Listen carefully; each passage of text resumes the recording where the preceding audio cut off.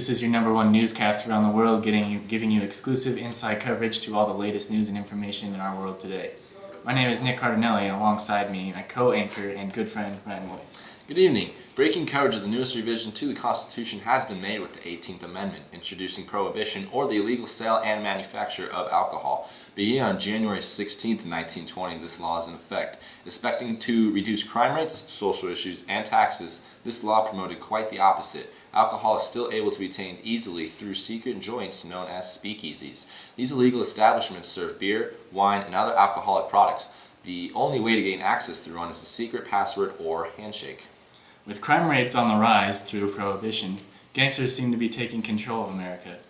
Al Capone, also known as Scarface, seems to be the big cheese of illegally importing alcohol. This just in, our field reporter has live coverage of suspected alcohol exchange run by Al Capone.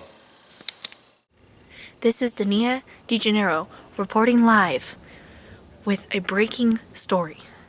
A real-life alcohol exchange is happening between Al Capone and another mob leader who is unidentified. As you can see, they're talking. They're doing the exchange. Everything looks good. What's happening? Oh, he looks good. They're shaking hands. So the deal's been made. Hey! Oh no! Hey! I've been spotted! I've been spotted! Ah! Mia. Well, Al Capone is suspected of escaping jail several times by buying out cops' opinions and supplying them alcohol. Absolute baloney. In other news, World War I has come to an end on the 11th hour, the 11th day of the 11th month of 1918 with the signing of the Treaty of Versailles. America adopted the foreign policy of isolationism in an effort to become less involved in world affairs so events like this do not occur again. America has chosen not to join the League of Nations, which was an original idea from our former President Woodrow Wilson in the 14 Points or Proposal for Peace. Advocating isolationism, the U.S. limited immigration with the Immigration Act of 1918. The Red Scare has struck the heart of America. This is the fear of communism entering the United States. Mitchell Palmer, an American lawyer, legislator, and U.S. Attorney General, has initiated the Palmer raids and is arresting any suspected communists, socialists, and anarchists against the United States. Thanks, Nick. And now we'll have a quick commercial break on our sponsor.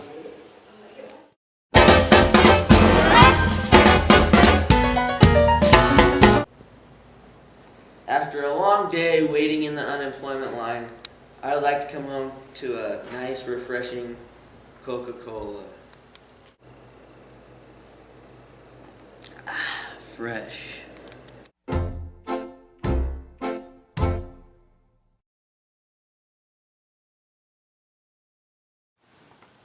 Now we're back. And here's Allie for news on economy and business. Hello. The 1920s is an era of consumer economy. Mass production grew in part because of Henry Ford's assembly line. Cars and other appliances are now available at a reasonable price.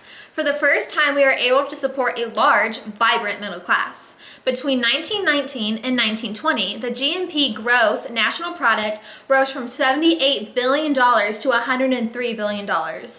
GNP is a measure of a nation's productivity. Electricity is also expanding as 35% of homes had power in 1920, and now a whopping 68% in 1929.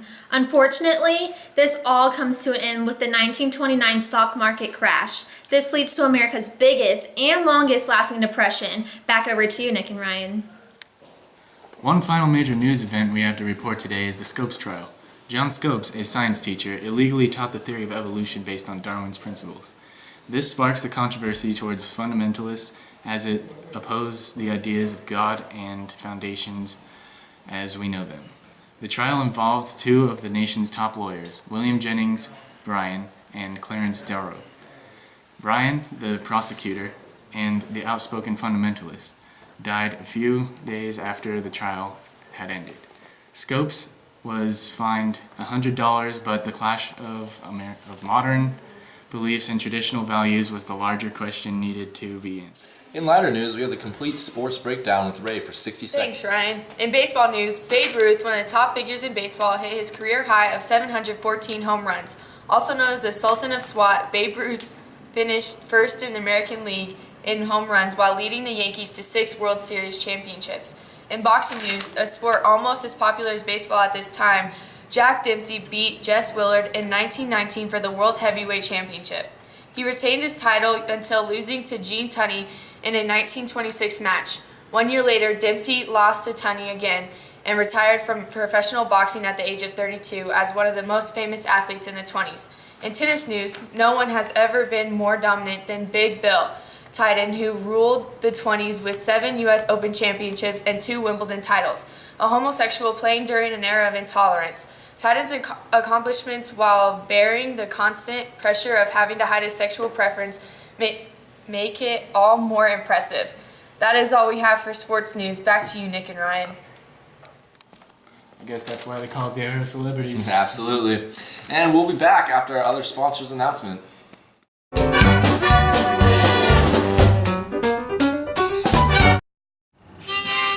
These green giant can of peas are the bee's knees.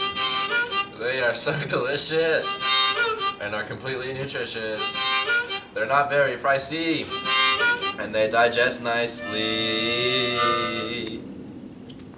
Giant green can peas.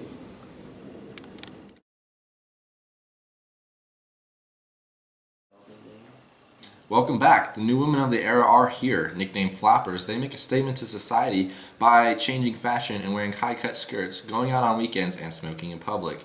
Many critics from an older generation call them prostitutes, but women defend their position as wanting to gain more rights. Well, that's all we have for today's broadcast. Thanks for watching. From all of us here at 20s News Today, you stay classy, America.